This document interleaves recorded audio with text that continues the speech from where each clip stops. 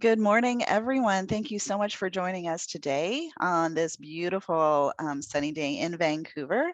Not sure where everybody is coming in from, but welcome. Today we are going to be doing an art at home with our educators, Rabiya and Tyra. My name is Yvette, and I work at the Vancouver Art Gallery as an educator myself. And so we're going to go through just a couple of housekeeping items before we get into the real good stuff with our educators. And then we'll make sure that everybody has time to get your things if you want to join in with the educators while we're doing the activity, or you can do it later, but we'll go through that in a little bit. So today we're doing an art at home based on our current exhibition called Uninvited, and today's session is called Discovering Uninvited. And we are going to be talking with two of our educators, Rabiya and Tyra, who will be introducing themselves in a little bit. But before we started, we wanted to make sure that we are acknowledging that the Vancouver Art Gallery is situated on the traditional, ancestral, and unceded territories of the Musqueam, Squamish, and Tsleil-Waututh peoples, and is respectful of the Indigenous stewards of the land it occupies, whose rich cultures are fundamental to artistic life in Vancouver and to the work of the Vancouver Art Gallery. And we are very, very fortunate excuse me, that we are here today.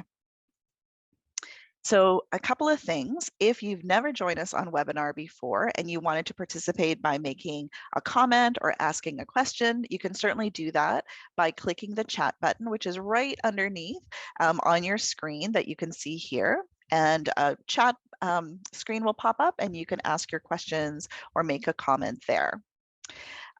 We also want to make sure that we are spending our time together in a great way. So by joining this session, take pride in speaking up, excuse me, and sharing your answers with us. Be curious, open, and respectful, and celebrate each other's ideas. Listen to and learn from each other with care and kindness. And we want to use our comments to also uplift each other. And we have zero tolerance for comments that are hurtful to others. So please keep that in mind when you're engaging with us. If you also want to do live transcript, which will show the words underneath while we are talking, you can simply click the live transcript button, which is located on the bar at the bottom of your screen. And we also want to thank our sponsor, Canada Life, for making today's session possible. All right, so before we get started, I wanted to introduce Rabiya, who is our educator. So take it away, Rabiya. Sounds good. Thanks, Yvette. Hi, everyone. I'm so excited that you're all here today, and we have some really fun things planned for it this morning, and I'm really excited to share. So just a bit of a breakdown of how our time together is going to be spent. Yvette, if you want to just move to the next slide. Awesome. So what we're going to be doing today. So our session is going to be divided into two parts. So in the first part, we are going to learn a few key words that are going to help us out with our activity today. And we're going to be learning what the word pose means, gaze, still life, and director. And as we go through each of the key words, we're actually going to look at some of the artworks and paintings that are in the exhibit Uninvited in the gallery right now. And then we're going to move into part 2 of the activity, where we're going to explain how you get to be the director of your own work of art. And that's what Tyra is going to go through a little bit later. So you'll get all the details on exactly what we'll be doing a little bit later in our time today. But just a bit of a reminder, these are some of the materials we'll need for the activity. Just pencil, some paper. If you have something to color with, that would be great. So paint, markers, pencil crayons, anything that you have. And then 4 to 5 of your favorite stuffed animals, toys, or other everyday objects. And again, we'll go into exactly what we'll do a little bit later in our time together. So we'll start with the keywords. So our first keyword is pose. So the word pose means a particular way of standing or sitting, usually to show some sort of effect or emotion in a photograph, painting, or drawing. So pose is like how maybe your arms are positioned, how your head and your neck is positioned, and how your body is positioned in the space, and how all of those things come together and they create sort of an effect or an emotion or maybe a message that we want us, the viewer, to understand. So if we look at the painting we have here, this is by an artist named Suzanne Duquette, and it's called Group.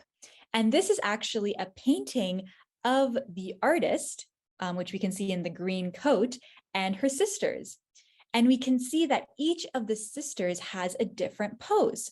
So there's the one sister in the blue dress who's kind of leaning back with her arm like this, kind of like she's thinking of something. And then there's the one sister in the orange dress who kind of has her hand on the other sister, kind of maybe in a bit more of a, to show like, oh, this is my sister, in a bit more of a loving way. But then there's the sister in the purple dress who's really hunched over with her body. She kind of seems like, I don't know if I really want to be here right now. And then there's the sister in the background, the artist, who's kind of hunched over and kind of relaxed, looks like she's ready to paint. So we can see there's a lot of different poses in this one painting. So now we are actually going to try posing ourselves. So what I'm going to do in just a minute is we'll put up a word on the screen, and then I want you to use your body to try and do a pose to show that word. So let's start with the first word.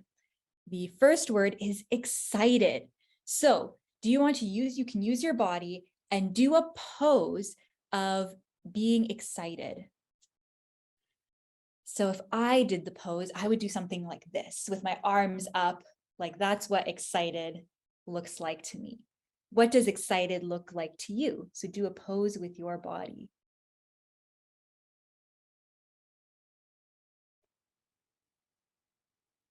Okay. So now we're going to do another pose. So we'll move on to our next word. So our next word is sleepy. So how would you pose with your body if you were sleepy? Yeah, I see. Yeah, Tyra's got the little hand pillow going. I would kind of do something like this too. Just close my eyes, lean my head, do a little pillow like this. This would be my pose, sleepy. And you can have your own pose of sleepy. Maybe your sleepy's like this. Yeah, lots of different poses for sleepy. Okay, and now we're going to move into our last pose, which is thinking. So how would you pose for thinking? Think if I were to pose. Yeah, I like that, Tyra, with the hand kind of like this. I also thought of something maybe like, with your hand on your forehead or head like this. I'm thinking. So how would you pose for thinking? Okay, so great work, everyone. Great posing. Now we're going to move into our next keyword for today.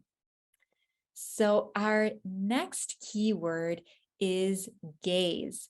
So gaze is the way the person in the painting looks with their eyes and where they're looking. So we really want to focus on, okay, how are they looking and what are they looking at? And the way the artist paints a gaze can show certain emotions and feelings. So if the gaze, if it was like really wide eyes, they would show a certain emotion. Or if they were kind of tightly shut like this, they would also show something different. Or if they were positioned like to the side like this, or maybe up or down or straight at us, there would be different feelings and emotions coming from the painting as the viewer. So in this example, we have a self-portrait by Paraskeva Clark. And we can see that her eyes, they're pretty relaxed. So they're not too wide, they're not tightly shut, they're just normal. So that gives her an emotion of looking calm and relaxed. But you can also tell that her eyes are looking right at us, the viewer. So that makes her look a bit confident. So looking at her gaze, we can see that she's giving off the feeling of being calm and confident. So now I have a question for all of you. We'll go into the next slide. So I have an example of another painting here that we have in the exhibit. So looking at the gaze of the people in this painting, how do you think they feel? And you can put your answers in the chat box. So we're going to look at their gaze. How do you think they feel?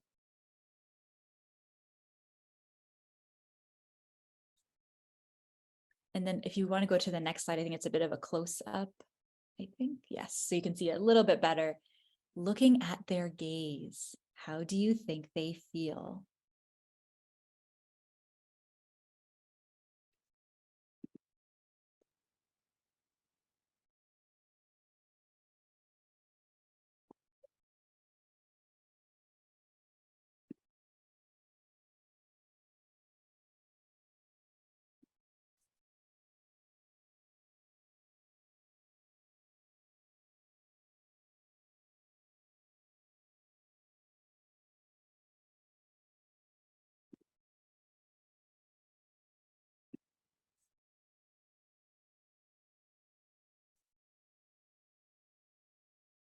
Okay.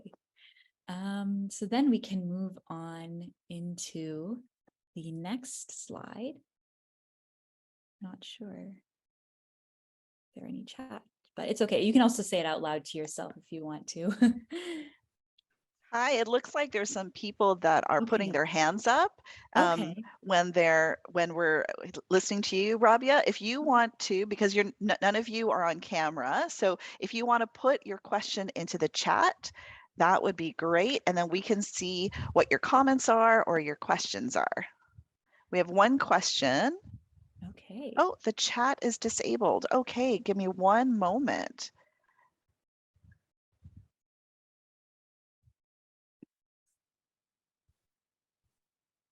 Okay.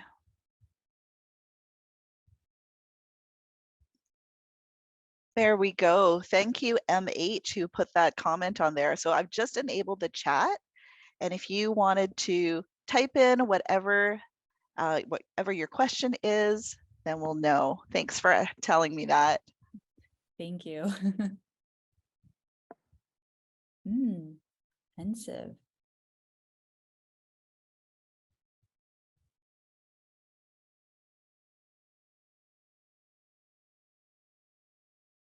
Defiant and bored. Interesting. Yeah, I think definitely with the the girl up front, this younger one, she looks quite bored. I can tell that with her gaze. Very interesting. Yeah, pensive.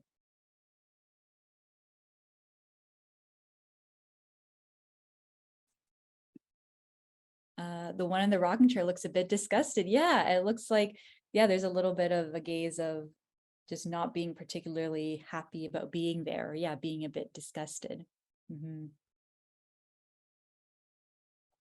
Yeah, great answers. Calm and curious. Nice.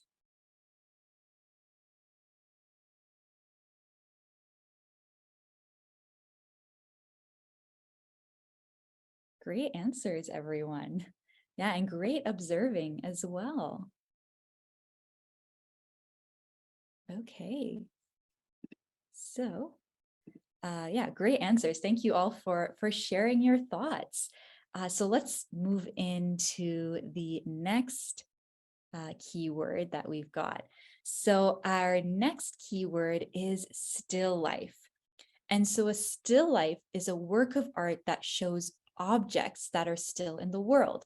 So this includes things like flowers and food and other non-living items. So this is a bit different than what we've seen in the past two keywords where there was people in the portrait, in the paintings. But in this one, still life, you can see it's really just objects. So I have another question for all of you. If we move into the next slide. Taking a look at this still life painting, what objects do you see in this still life? So you can put your answers in the chat. What objects do you see in this still life painting?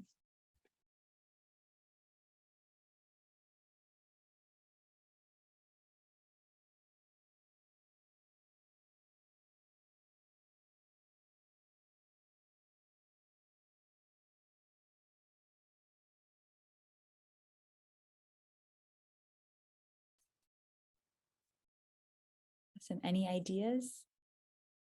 Apples, pears, and grapes. Yeah, so we can see some fruit. A bowl. Yes, very good. There's we can also see the thing that's holding the apples and pears and grapes, the bowl.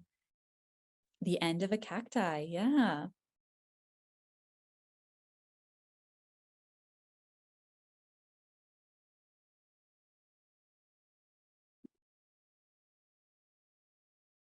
Yeah, great work. Yeah.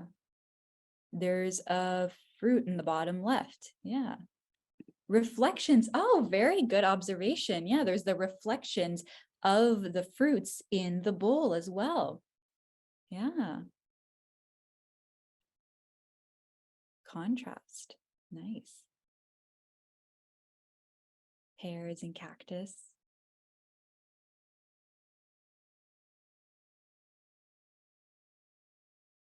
Great. Awesome. Thank you all for sharing your thoughts in the chat. Yeah, so we can see that there's some fruit in here, like pears and apples. There's some grapes. There's the bowl that the kind of fruits and objects are placed in. There's kind of the end of a plant, which a number of people have noted as well.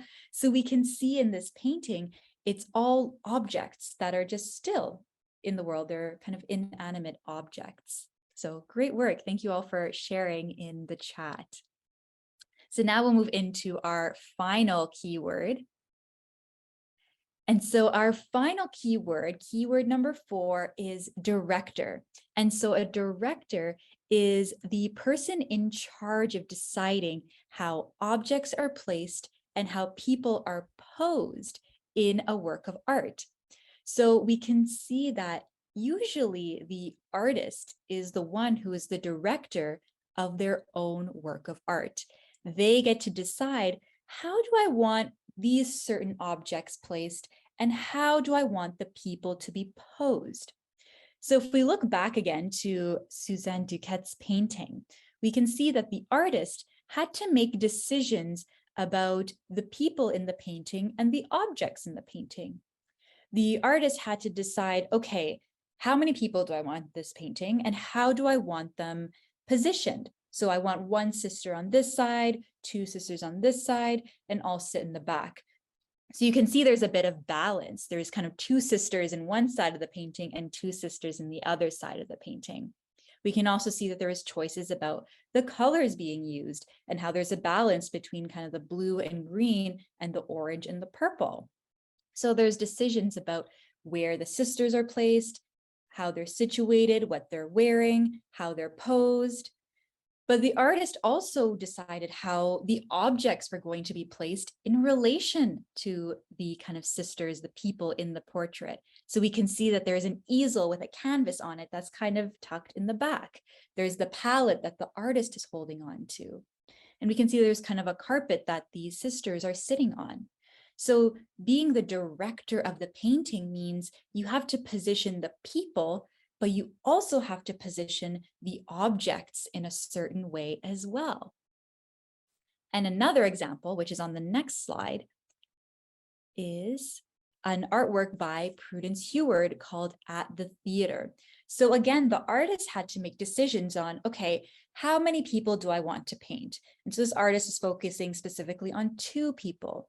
And what objects are in this space that they wanted to situate. So there's the chairs, there's kind of the blue cloth that might be a jacket that's on the chair. One of the people is holding a piece of paper. But something interesting to note about this specific piece is that the artist chose a different perspective. They chose a different way of looking at the work of art. So instead of doing it from the front, so looking at the front of the people in the painting, she chose to look at the back. So you can play with that as well when you're the director of your own painting. You can decide, do I want to paint, create from the front, from the side or maybe from the back, like Prudence Heward did. Okay, so we'll move into the next slide now. So those were all of the keywords. And so I hope you kind of picked up on a few ideas and were able to get some inspiration from some of the paintings that I showed earlier in the presentation. So now it's actually time. It's time to be the director of your very own work of art. And I'm going to pass it over to Tyra, and she's going to explain our activity for today. Wow, thank you, Rabiya. That was so informative and fun. We can move to the next slide now. And before we get into our activity, I want to thank everyone for coming and welcome you from my end. And I hope you learned a lot from Rabiya's talk. Before we move into the activity, I just want to talk about a little more in depth about some of the artists and why they chose to paint the subjects that they painted. So we had a lot of great examples in the slideshow. And so my real question is, why do we need to think about these terms? These are all very useful, great terms. And why are they so important? It's because they help us understand our artwork better, and they let us make more informed choices as artists. So when we know what we're making choices about, we can make them more accurately.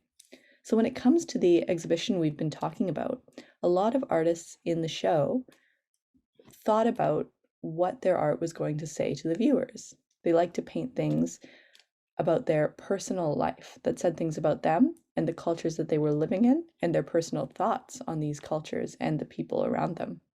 So in the slides Rabiya showed, we saw a lot of paintings of people. When the artists from Uninvited painted people, they were often friends or family or people they had a close relationship. So when they painted the gaze, which is the way someone looks, the way someone is, the direction someone is looking, they were using that to show the viewer what kind of person this was. Just like in the example that Rabiya had us practice, where she asked, what would someone who was sleepy look like? They were making choices about that, even with real people.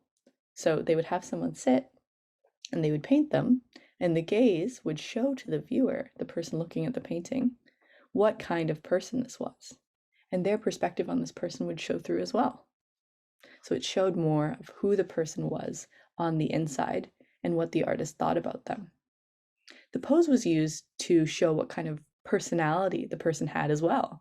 So like you guys practice with posing, you can show different personalities, you can show different environments, like what kind of person you are. And like Rabiya showed with the descriptive words that we acted out, it can really change depending on how the person is feeling or what you want to show from them.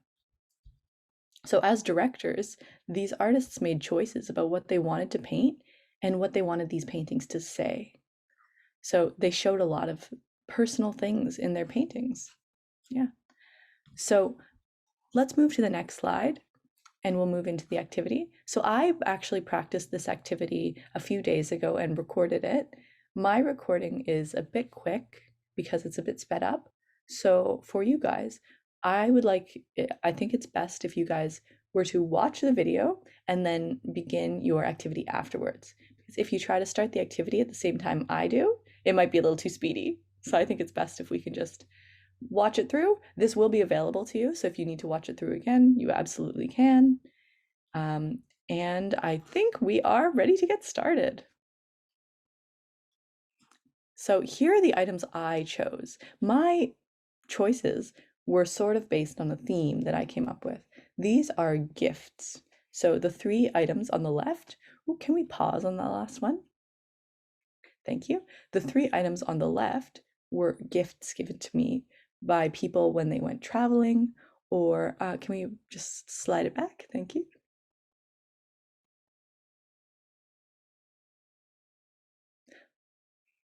Great, perfect, thank you. So items given to me by people when they were traveling, we have a little handkerchief, a cup, and a Russian nesting doll. And I felt that gifts were a good thing to choose for my project because they showed the people around me that they were traveling, a lot of people from Europe, the kind of things that they chose to bring back. And then on the right side of the frame, I have a pumpkin and a tomato that I grew in my garden. So sort of some of the stuff that I had grown. Yeah, so we can play it now. Thank you. And then I also have my supplies. I have for my supplies tape, pencil crayons, paint, and a pencil. You guys can use what you need. The tape is fully optional. I like to tape my pictures off, but I actually decided not to use the paint. I felt like pencil crayons were a better choice for the picture I was painting. And that's another thing I got to do as a director, make a choice on what material worked best. So you guys can make that choice as well. What material, painting, drawing, markers, is best for what you want to show? So now you get the choice to pick a background. So you have all your materials and you have all your items, but where do these items go? Do they fit nicely outside, or do they look better inside? Or do you want them to be behind a backdrop that has a big pattern that's really, really loud? Or do you want them to have a white background? Where do these items fit and where do they look best? This is another thing you can do as a director. There are a lot of great things you can make choices on. So I chose to have this background that had one blue side because I thought that looked really pretty with the items I had. So I thought the blue really showed the water painted on the bottom of the Russian doll. And then I move into one of the most important stages of this. I'm deciding how I want to lay out my actual final artwork by picking where I'd like to place each of my items. So this setup I've done that I have directed, I wasn't super happy with. I thought there was too much space on the left. There was too much white space on the left. And the plant covered the doll's painted wooden body. This is another one I tried. I thought it might be funny to put the pumpkin on top of the doll to make a really tall shape, but that really didn't work. That was not the best choice on my part because the pumpkin, you can't even see the top of it. This is actually the setup. There's my thumb right in front of it. This is the setup I actually ended up deciding on. So I moved the plant closer to me so it looked bigger. And then I had the doll inside of the bowl to make kind of a little bit of shadow inside the bowl. And I had the handkerchief coming out of the bowl to make a nice shape. So I had to try a whole bunch of things before I came to my final painting. Then after this, I took a photo of it. Click, done. And I can use that photo to paint off of. If you can, what's even better than using a photo is to just sit near the still life you've directed.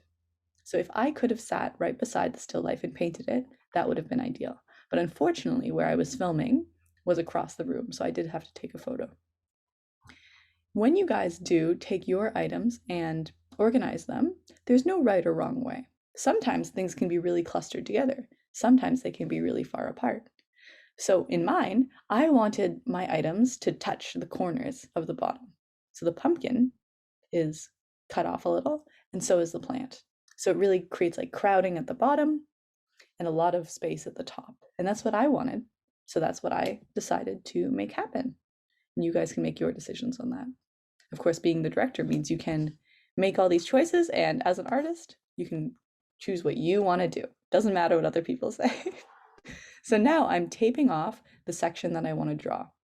This is not necessary. I like to have a clean edge, so I use the tape to create that clean edge. But if you aren't using tape, it's going to turn out beautifully as well. So now I'm moving into my sketching, and at this point, I can start making even more choices. When I took the photo and I had the plant close to the front, I thought that looked really nice. But there was one thing I really didn't like. I didn't like that plant pot, the gray sticking out, getting into the cup. I didn't like the way it looked. So what I did was I actually just took it away. I just drew the plant even bigger so that none of the plant pot showed up. And that was a choice that I could make as an artist, to make it really close, even closer than it was in real life. Yeah, so at this point for you guys, I want to see how much of this you guys can remember. So we've talked about a lot of the terms Rabiya mentioned earlier, but can anyone remember all 4 of them? Can you write in the chat if someone can remember all 4 of them? If you can remember just 1 or 2, you can add those in as well. So I'm using a couple of the terms that we talked about earlier in my picture. And there's one that I'm using that might not be so obvious. And after you guys have written in the chat, I'll let you guys know what that is. Okay. Great. We have gaze, perfect. What about when I move my body in a specific way? What's that called?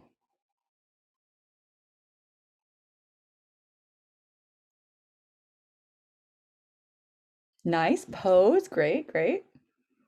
And what about when I paint items that aren't moving? Still life, yes, amazing. And we have director. Good job, guys. You guys are really listening. I'm really happy to hear that. So the term that I'm using in my picture that might not be so obvious is actually gaze, because I have a face in my picture. It might not be a real person face, but my doll has a face. And I can move it around and change its face slightly to show how I want the gaze. So what I chose is to make the eyes dramatically downturned, because the doll already has downturned eyes, to give it a very calm looking expression, to just exaggerate the expression that already existed on the face. So when you guys have your opportunity to do this, we'll just pause when we get to the example, when I hold it up. I want you guys to keep all of those terms in mind, because when I was drawing, I was thinking about this. The only one I couldn't really use was pose, because unfortunately there are no people in my still life. But if you guys do have a person that's willing to pose, you can give that a try. And when you have all your items set up, you take your photo, and then do think about other things as well. Think about what you like when it comes to color. Think about what you like when it comes to shape even. So we only mentioned 4 terms, but there are a lot of things to think about. So if there's something that you think doesn't work or does work, don't feel like you have to be limited by the terms we had. And of course, this will be recorded. So if you need to come back to this video to review anything, please feel free. So I'm going to hand this back to Yvette. Oh, but before I do, does anyone have any questions for me in the chat?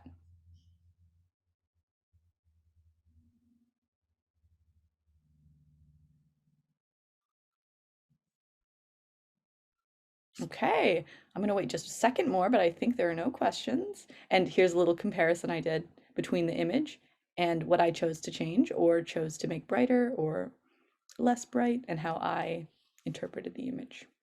Yeah. And I do think if you guys have some fruit available, it does make a beautiful part of your picture. I love drawing fruit. There's a reason people do it. Yeah, so I'm going to hand it back over to Yvette, and she's going to share some closing remarks. And thank you everyone for listening and watching, and for adding your comments into the chat.